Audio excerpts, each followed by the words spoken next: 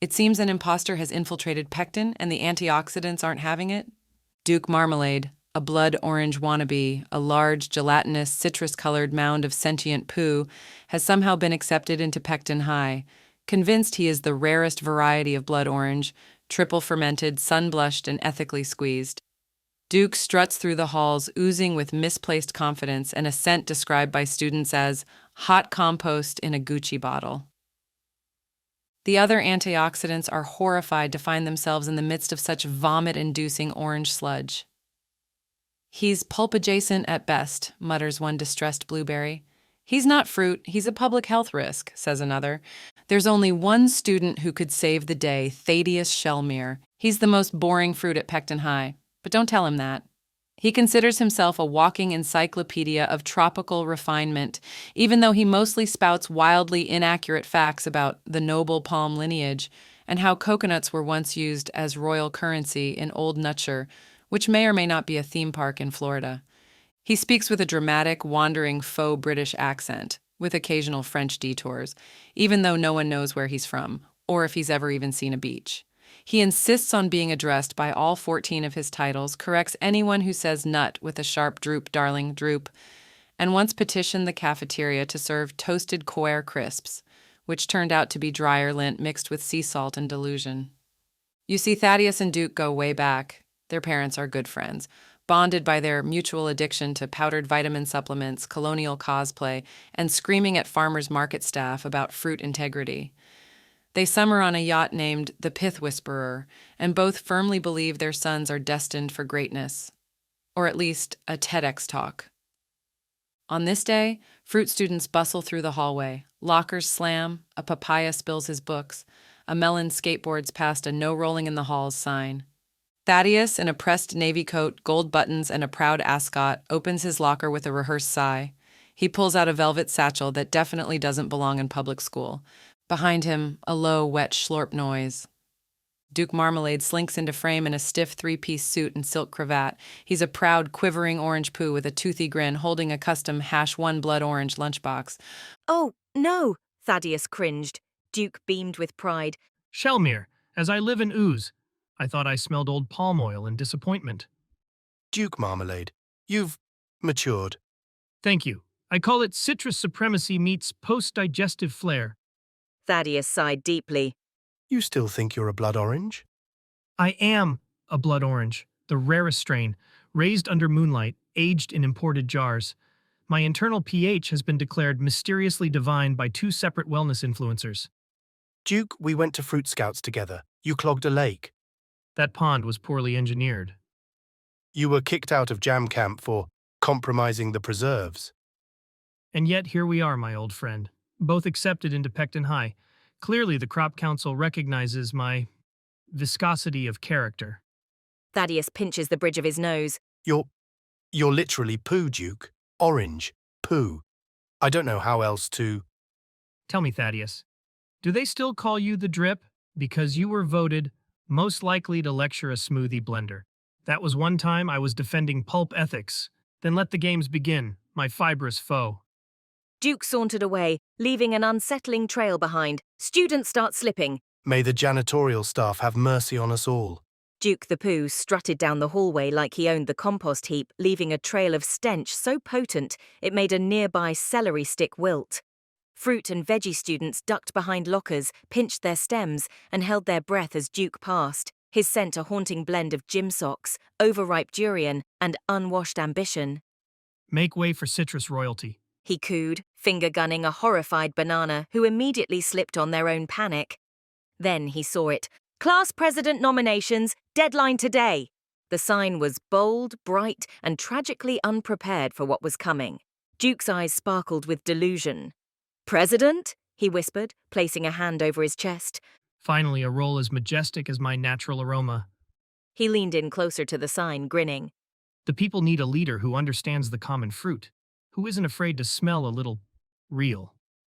Later that night, Duke, with his blood orange stickered laptop glowing, began penning his nomination, entitling it Blood Orange for President, a Citrus Vision. Dear peels, skins, and fellow produce, the time has come for real juice to rise. For too long, this school has been run by soft fruits with soft ideals. But now, the Blood Orange has arrived. I, Blood Orange Duke, don't fact-check that, am your obvious and only choice for class president. With my bold exterior, tangy intellect, and vitamin C level charisma, I promise to ban broccoli from school lunches. Replace morning announcements with my motivational speeches. Install mirrors in every hallway for safety purposes. Launch scent-free Fridays. I'll work at home those days. Critics may try to say I smell bad or am literally not a citrus fruit. But let me ask you, can a non-blood orange wear a suit this well? Exactly. This school deserves a fruit who isn't afraid to ferment a few rules. I'm not here to blend in. I'm here to squeeze out the competition. This is great. Now I can get this manuscript published. Duke entered Pectin the next day with a renewed sense of hope and glee. He was confident that becoming class president would be the key to his glory and takeover. But as he entered the hallway, he was faced with a plethora of protesting plants. Horrified, he ran to his only frenemy. Thad, hear me out. Duke and the Nut, the dream team. Tropical freshness meets citrus swagger. We take this school by storm. You do know you're not citrus, right? Excuse me? I'm 98% sure I'm a blood orange. I've got bold notes, hints of mystery, zest. You literally left a streak on the jungle gym. You're not zesty, Duke. You're fermented. Look, just because I emerged mysteriously from the cafeteria bathroom during Taco Tuesday doesn't mean I'm poo. That's fruitist. You're shaped like soft serve. You've got flies following you in formation. They're my buzz team. Duke, I'm not sure I can run with you. The students, they don't really like me. They only want me for my pulp. I'm just an exotic garnish in their overnight oats. Bro, no. You're more than pulp. You've got fiber, you've got depth. You've got a hard exterior that's honestly super intimidating. There's a protest planned Friday. They're calling it the Poo Coup. Some of the apricots are learning French just to yell "Sortez le caca" with flair. Friday? Great. I'll speak. I'll win them over. I'll pass out Flush Your Prejudice wristbands. They're bringing compostable pitchforks and signs that say, "Down with Brown." It's not a bake sale, Duke. This is my moment, my origin story. Every fruit needs a little acidity. I'm that acidity. You're not acidic. You're lukewarm. Duke gently grabs Thad's hand. Run with me, Coco. We'll change the school. We'll make it great again. You and me, we're organic disruptors. Okay. But if you ever refer to us as zesty and bestie again, I'm out. Deal. Now let's go make signs. They bump fists. In the background, Regina Radish gags quietly into a recycling bin. Later that night, Duke and Thaddeus convene to create their campaign strategy. What are you doing, Duke? I'm packing fudge. I'll give these out to the protesters. Get them a little warmed up for my speech. Well, I suppose that's a nice gesture. What are we focusing on? I don't even know our campaign goals. We will chat about those later. Now help me finish these boxes. We need to get over to the student union. They are allowing me 10 minutes to address the crowd. Later, back at the student union ballroom, the room buzzes with confused and uncomfortable students as Duke takes the stage. Hello, my fellow produce. I'm Duke, blood orange, class of who knows, but with your support, I'll peel back the corruption at Pectin High. Now, let's get pulpy. My first campaign goal is to incorporate a sense of pride in our school through uniforms. Everyone will wear a shade of orange. Or brown. It will build unity and hide stains. This piece of shit again? Tamika Tomato sighed. Goal 2 will be weekly juice pledges. All students will stand and squeeze something in honor of the fruit state. If you're dry, you're detention. The eggplant aubergine jumped from his seat. Hey, Duke, just curious, when did you discover you were a blood orange? Duke's stature changed from exuberance to sheer anger, seething from every core of his poo. It was the day I was born, out of an unfortunate cafeteria incident involving chili, 4 spoons, and no adult supervision. I emerged fragrant, heroic, zesty. But you wouldn't know anything about this coming from such a shithole crop, would you, Albert? Anyway, goal 3 is to eliminate free speech in the hallways. Too much chatter leads to questions. Questions lead to flies. And you know how much we hate flies at Pectin. Carrie Cabbage suddenly stormed the stage. Duke, you're not citrus. You're clearly poo. You're gaslighting us. Gasps from the crowd as Duke turns a shade of brown. I'm sorry, did you just fruit shame me?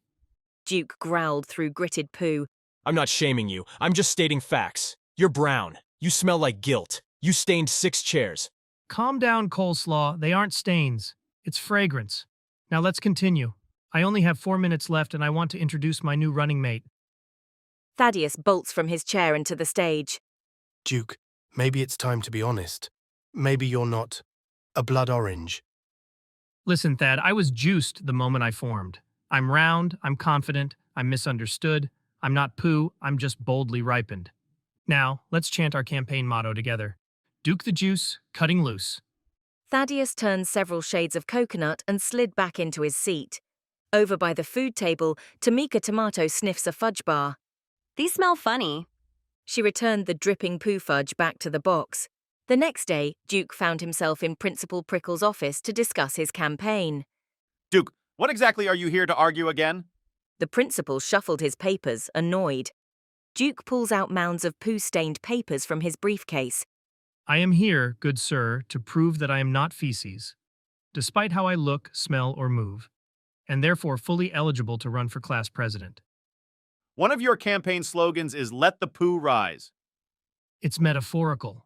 I rise like dough, or courage, or an elevator, a very brown, dense elevator. You left a trail from the cafeteria to this office, Duke. Yes, well, maybe I'm just leading others to truth. Ever think of that? Duke, you are very clearly a pile of poo, definitively fecal. I'm a blood orange with a unique outer casing. You've heard of rustic produce, right? You don't peel, Duke. You smear. That's my protective rind.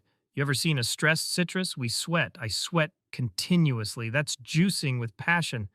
Duke, the students at Pecton are made of produce. Fruits, vegetables, legumes in one case. We can't have processed waste products on the ballot. Wow.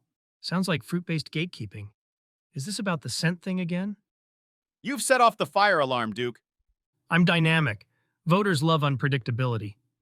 A moment of long silence as flies buzz around Duke's head. Why do you even want to be class president? Because this school deserves representation that's real, raw, and room temperature. No more sweet-talking bananas or hollow cucumbers. It's time for someone with guts, someone who believes the rule of law. Fine, but if you win, I resign. I will bring it up again at our next Council of Crops meeting, but with Tamika on the ballot now, you have no chance. Tamika? Duke bolted out of his seat. Yes, she entered her name yesterday, and as you know, she's the hottest tomato at Pecton. Steam began to rise from Duke's pointy head as panic overtook him. I've got to fix this. Duke bolted out the door and rushed over to his campaign manager's house. We've got to stop her, Thad. Duke, you've got to stop this insanity. You are Pooh. You've got to become self-aware. Don't start this insanity again, Thad. Now we need to strategize to get this fake fruit out of my campaign. Thad knew he had to do the ultimate to save his friend, and possibly humanity. He quickly did his thing and called for Duke. "Duke!" he cried. "Can you please come here for a second?" he pleaded. You see anybody you recognize? How dare you, you hollow brain? I'll get another campaign manager. You are fired. Duke gathered his things and ran out of the apartment. The next day, Duke decided to gather some Tomika rally intel, determined to wreck her campaign. But the size of her crowd enraged him. More determined than ever, Duke decides to re-strategize his campaign. She has no idea what she started.